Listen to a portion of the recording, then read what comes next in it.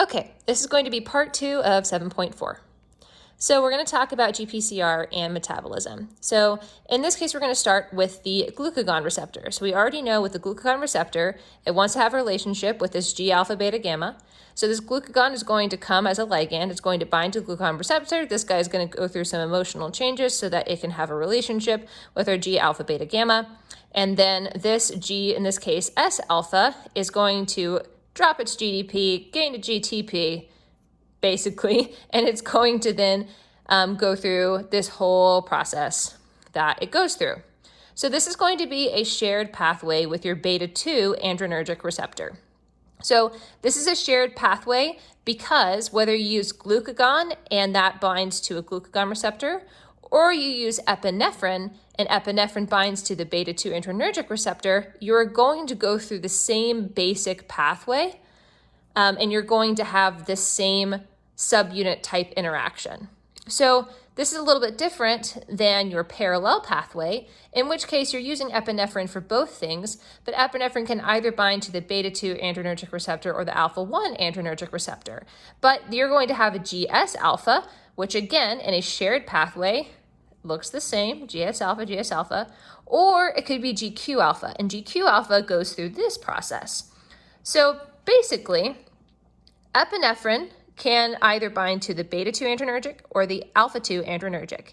The beta-2 adrenergic goes to CAMP, which should be very similar to what's going on over here, which also in this whole process is going to result in CAMP.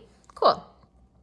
But when you want to talk about your parallel pathway, because that's shared, your parallel pathway, you have epinephrine can stimulate glycogen degradation with beta-2 or alpha-1, which activates different G proteins. So back to this, you have GQ alpha and GS alpha. So that's the reason that there's a bit of a difference, because epinephrine can also bind alpha-2 to phospholipase C, which creates DAG and IP3. So the whole thing kind of summed up is it's kind of weird because when you're talking about shared and parallel pathways, it just depends on which ones you're talking about.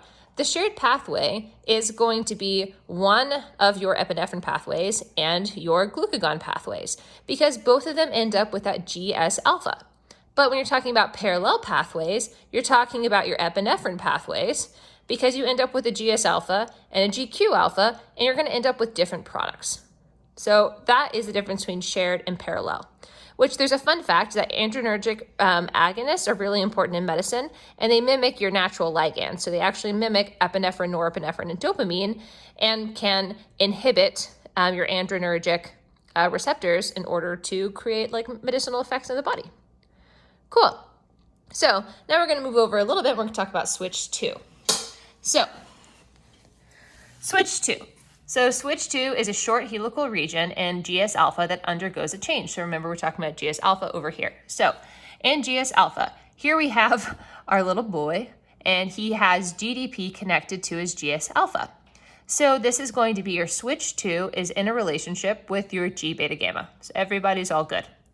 But when we have the whole conformational change happening with your thing that is bound to this. So remember, we have a conformational change happening in your receptor so that your G alpha beta gamma can then undergo this GDP to GDP exchange.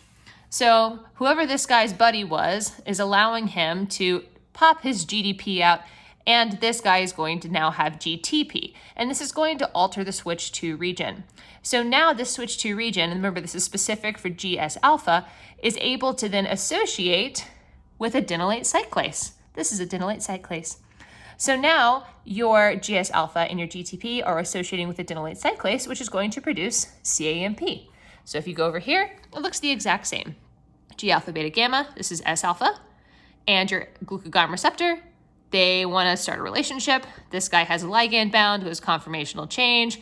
That's going to allow this guy to pop off, and then this GDP turns into a GTP, which allows this whole thing to associate with adenylate cyclase, which then overall creates CAMP. So that's really all this is talking about, except just remember that this is a switch 2 type of situation.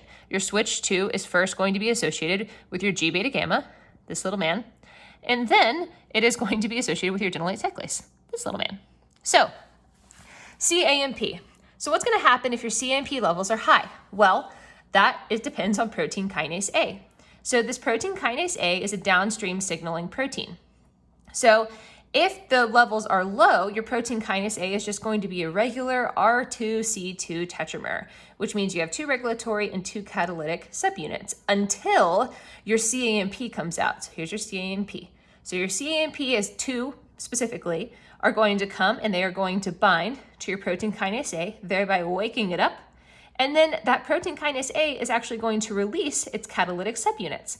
So now you've got these 2 monomers, and these monomers are going to go forth and they're going to bind and phosphorylate a bunch of target proteins, which is so fun and great for our bodies. So epinephrine and glucagon. So remember, because we're talking about the specific pathway of GS-alpha into protein kinase A, cAMP, all of this stuff, we are talking about epinephrine and glucagon, both of which can result in the GS-alpha being the actual part of the heterotrimeric protein that is disassociating from the rest of it. So epinephrine and glucagon, with their nice shared pathway, are going to then associate with your protein kinase A through this process. That protein kinase A is going to lead to monomers because cAMP is binding and it causes a conformational change and these guys get kicked off.